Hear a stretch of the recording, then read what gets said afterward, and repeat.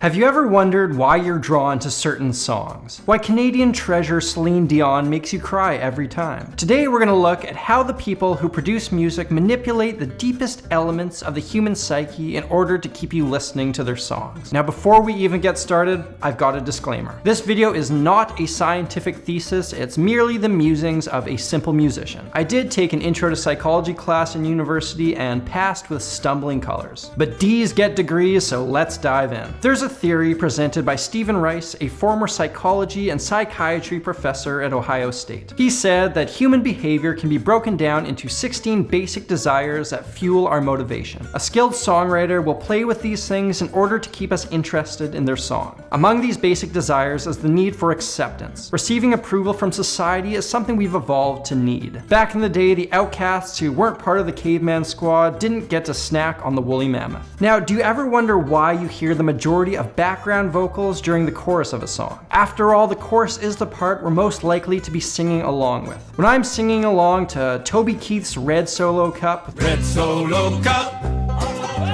I fill you up, I'm being made to think that I'm part of the group. Alternatively, the choice of pronouns in a lyric can have the same effect. Imagine how the words to "We Are the Champions" would make you feel if we replaced the "we" with an "I." I'm willing to bet that Freddie Mercury was well aware of the impact this would have on a listener when he wrote this song. And while we desire acceptance, humans also seek individuality within the group. In other words, we want to feel special. The appropriate pronouns can incite this feeling as well. I can be your hero, baby. I can kiss away the pain. I will stand by you forever.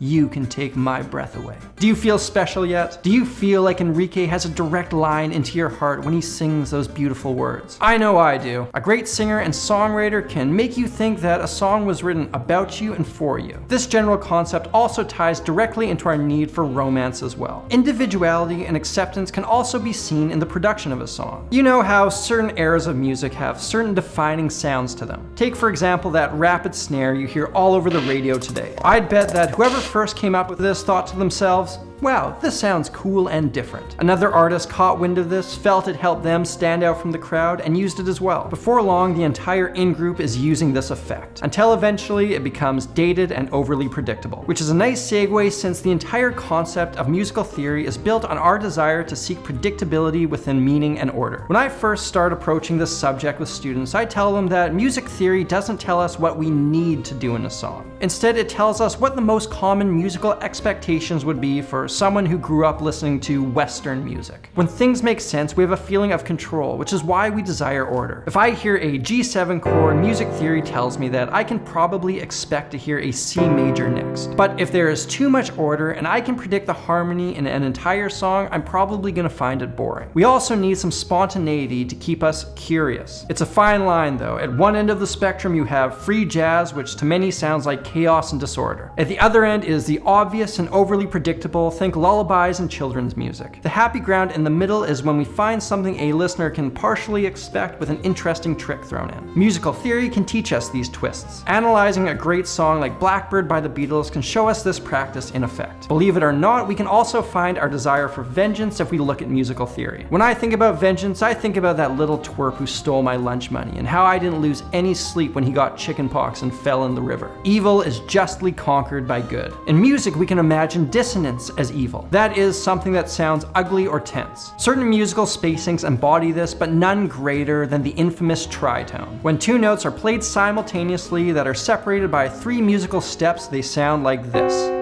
Greasy. In fact, there's a myth that the tritone was once banned by the church for being the devil's interval. But what's great about this interval is that it resolves nicely to something good and clean.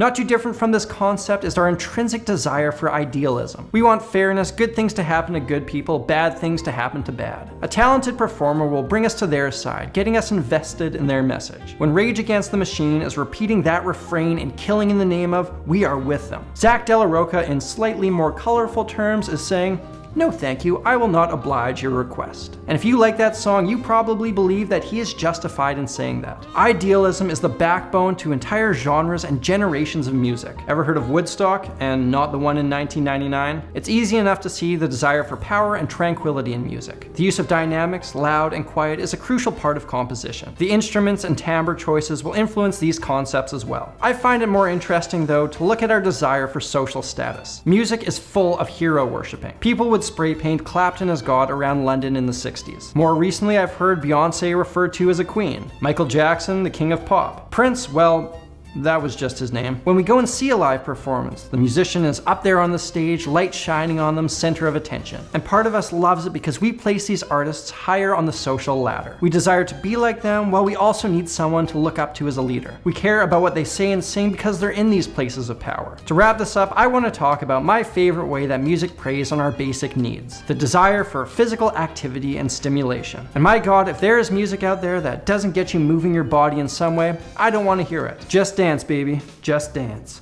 Of course, at the end of the day, when a writer is using any of these devices we've talked about, they're just trying to write a good song. But the reasons these things create good songs is because they evoke something deeper within us, the very essence of music itself.